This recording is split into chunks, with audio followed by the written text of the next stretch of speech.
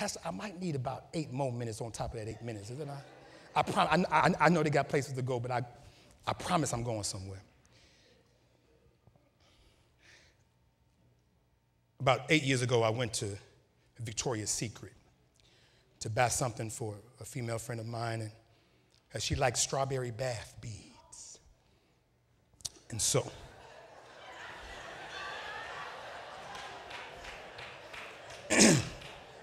maybe I need to jump to that Simon chapter.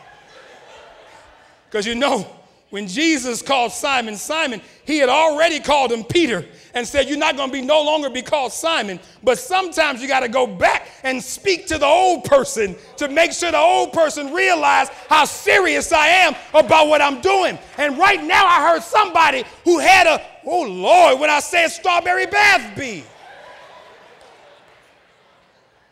I'm speaking to Simon or Simone or somebody.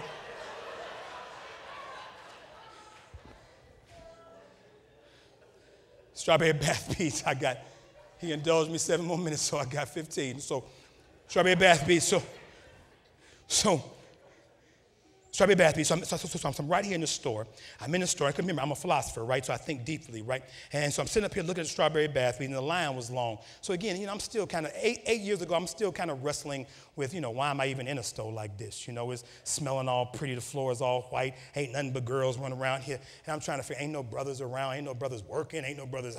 I'm trying to figure out, let me hurry up and get out of here so they'll know I'm just returning this from my mama. You know what I'm saying? That's all I'm doing. You know what I'm saying? So I'm looking at the beads, Robinson, and the beads say, and I'm reading the beads because that's what I do. That's what we philosophers do. We read, and the beads say this. It says, take beads, take package, and shake package vigorously. I'm just going to move through this real quickly.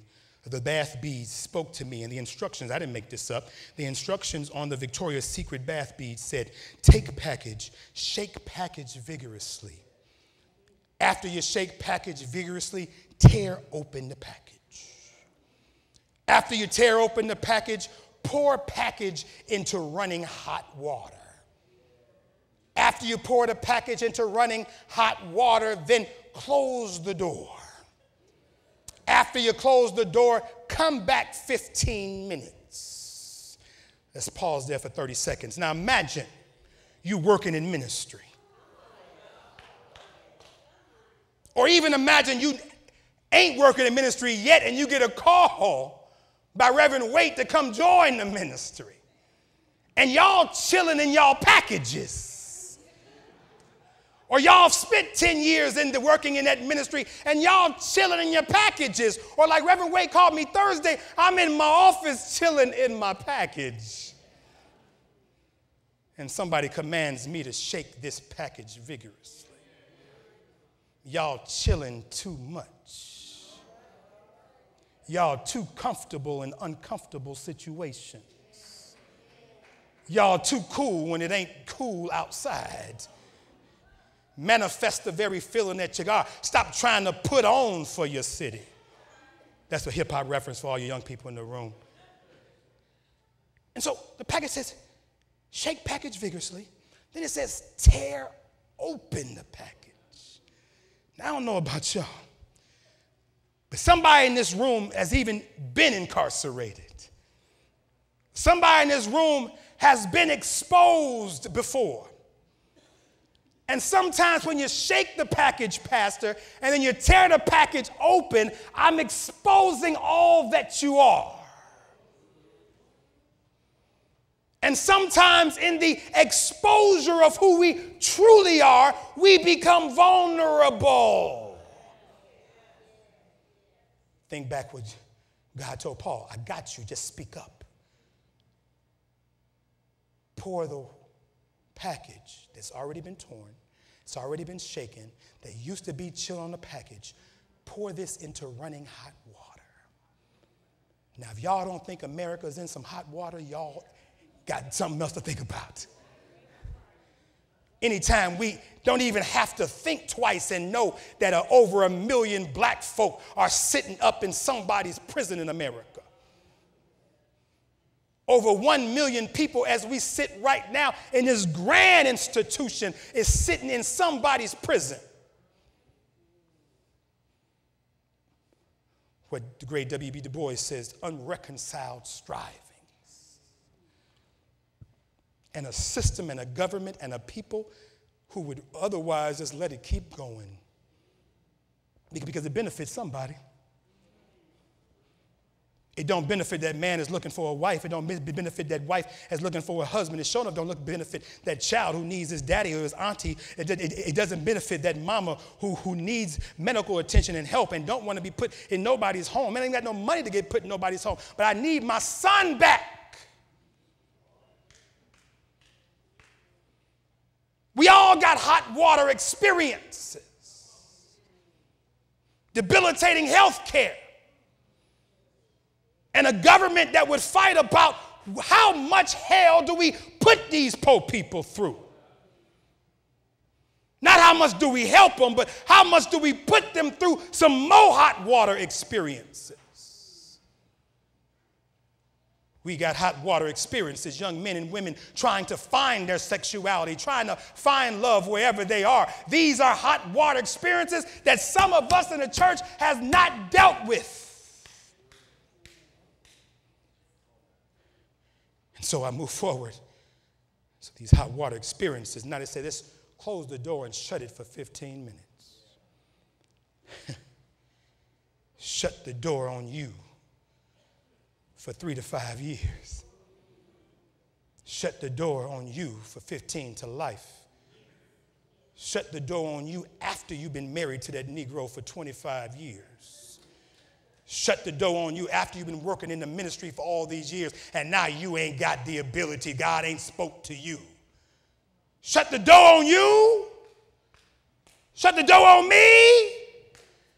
After I done gone through these hot water moments, after I've been torn and shaken, you just gonna shut the door on me? Well, Victoria's Secret says, well, after 15 minutes, you look at the name and say, after 15 minutes. Y'all said that very weakly. I'm not going to take 15 more minutes. Just repeat, after 15 minutes. Jesus. Is it something more than cake downstairs they looking for? Man. After 15 minutes, open the door and be of therapy to others. Now, in case y'all missed that, because y'all talking, y'all looking down, y'all tweeting and Snapchatting. After you've been shaken, after you've been torn, after you've been poured into hot water experiences, after you've been left alone in those experiences, God said the same thing he told Paul. Don't worry about it. When I open the door to your ministry, when I call you on the cell phone, when I engage you in conversation, when I ask you to be at the meeting, don't worry about all that. Just step forth and be of service and therapy to somebody. This Christian thing is a therapy thing. This Christian thing is understanding, even if I can't help you, I know a God who can. And even as Sister Robin said yesterday, even when God went to Lazarus and told Lazarus, he said, rise and walk. God, if you move down to that chapter a little bit more, God told Lazarus. Well, Mary told God, Lazarus stinketh. And Jesus looked at his boys. He said, and we've been walking all this long way. We didn't came here. I need y'all to disrobe the girdings of death from the risen Lazarus. See, even though in a few minutes y'all going to have the invitation to discipleship, that's step one. Accept, believe, confess. That's step one. Now you need the people of God to disrobe you from the cloak of death from systems and principalities and criminal justice systems and bad education systems and bad parenting and not access to therapy. We need to disrobe the bindings of death. And so I just say to you right now, I got to close. I got 2 more chapters. I'll put it on the Facebook page. Y'all can do this later, but I got to respect this. I just say to you today that this church has been and this church must continually be to be a lifeline for those who need love.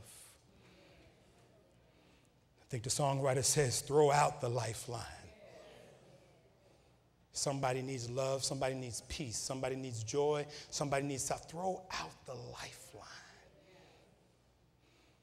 And not to be disrespectful, but we ain't breathing life when we're engaged in just myopic perspectives of sin.